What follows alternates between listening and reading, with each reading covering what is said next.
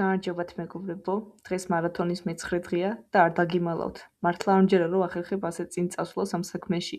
მჯერა რომ რასაც აქ ვაზიარებ, თქვენ საქმიანობას და ცხოვრებას ოდნავ მაინც აუნჯობესებს. მაშ ასე, განვაგრძოთ ჩვევების გაზიარება. ისწავლე საკუთარ თავთან სწორი შეკითხვების დასმა და ისეთი დიალოგის შექმნა, რაც მოტივაციასა და ენერგიულობას გიმატებს. ასევე გეხმარება გაანალიზო ამჟამინდელი საქმიანობა და რა გჭირდება გაუმჯობესებისთვის.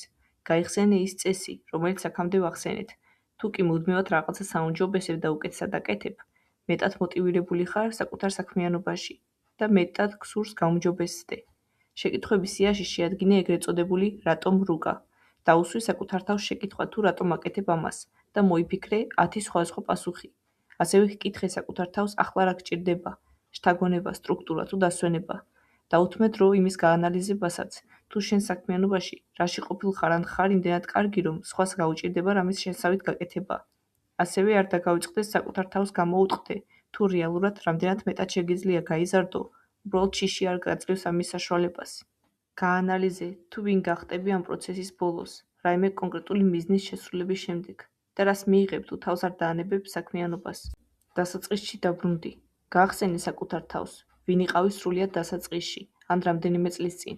რა ცოდნა ჰქონდა, რისი გეშინოდა, რამდენად თავდაჯერებული იყავი ადრე. შემდეგ შეხედე შენს დღევანდელ მიღწევებს, პროგრესს, პროექტებს და დამიჯერე დიდ ცვლილებას და პროგრესს დაინახავ საკუთარ თავში.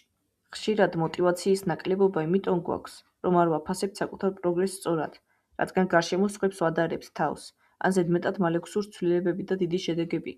გადახედე შენს სულ პირველ პროექტებს და ნამუშევრებს, თუნდაც ვიდეოებს და დაინახავ თუ როგორი დიდი შრომა გაქვს ჩადებული, რომ იმ წერტილამდე მოსულიყავი, სადაც ახლა ხარ.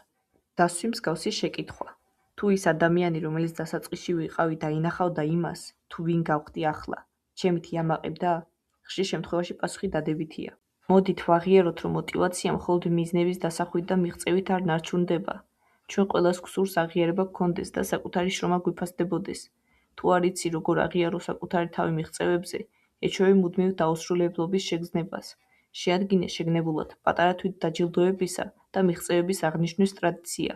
მაგალითად, მე ამ კვირაში სურს მიზნად დავისახო, რომ ბოლომდე მივიყვანო ჩემი მარათონი და ავიდე მინიმუმ 1000 ნახვამდე. როცა ამ მიზანს განვახორციელებ, სიმბოლურ საჩუქარს გავუკეთებ საკუთარ თავს. საყვარელ მაღაზიაში წავალ და აღსანიშნავად იმ ნივთებს უყიდი საკუთარ თავს, რომელიც მახარებს. ხომ ხედავ, ჯილდო აქ წინასწარ მაქვს განსაზღვრული. სწორედ პატარა მოტივაციას ასე ვაძლევ საკუთარ თავს. თან ისიც მიხარია, რომ საკუთარი მიღწევა შემიძლია შემდგომ სხვებსაც გაუზიარო. შენ შეადგინე მსგავსი დაჯილდოების ცხრილი. დაასახელეს მოკლევადიანი მიზნები და გვერდზე მიუწერე პატარა ჯილდო, რომელსაც საკუთარ თავს მისცემ. დამატებით შეგიძლია ისიც დაწერო, თუ კარიერის ან ცხოვრების რომელ ასპექტში მოგიტანს ეს წინსვლას. წინა ვიდეოებში აღნიშნულ დღიურში და ვიზუალურ დაფაზე მიუთითეთ თვის შეჯამებაც გამარჯვებებთან დაკავშირებით. ძალიან დიდი მადლობა, რომ უყურეთ ამ ვიდეოს. შესაძლოა ეს ცოტათი მოკლე გამომივიდა, თუმცა თუ მაინც დანერგავთ ამ ჩვევებსა და რჩევებს თქვენ ცხოვრებაში, ძალიან დიდ შედეგებს მიიღებთ აქედან. გამოიწერეთ ჩემი არხი, მოიწონეთ ვიდეო და დამიწერეთ კომენტარების ველში თქვენი შეფასება. აბა დროებით.